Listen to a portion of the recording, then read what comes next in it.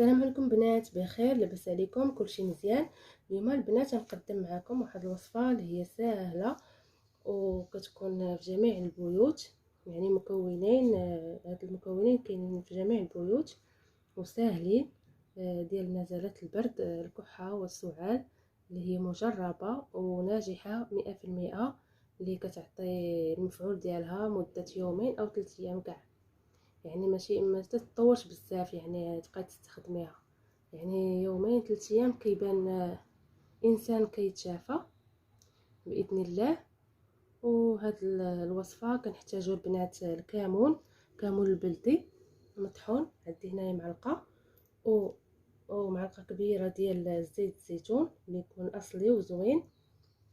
صافي البنات، كنحتاجو البنات هاد الكمون، يعني معلقه كبيره يكون،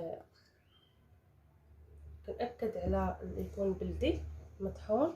يعني كنعرفوا الكمون عنده فوائد كثيره البنات، نزلات البرد والامراض الجهاز التنفسي بشكل عام، ويعالج التهاب الحلق، يعني رائع بزاف. كنحتاجوا البنات معلقه كبيره ديال زيت الزيتون بحال ما هكا، يعني زيت الزيتون مضاد حيوي طبيعي يعني وساهل. يعني هاد الوصفه يعني كنتمنىكم تجربوها، كتخلطوا بحال ما هكا يعني مزيان مزيان. صافي البنات،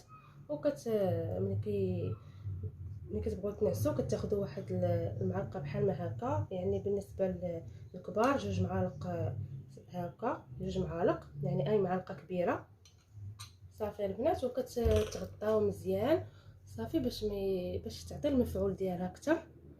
وكنتمنىكم تجربوها، هاد الوصفه رائعه البنات، نتمنىكم تجربوها وتعجبكم، وديروا لي لايك واشتراك، وشكرا على المشاهده.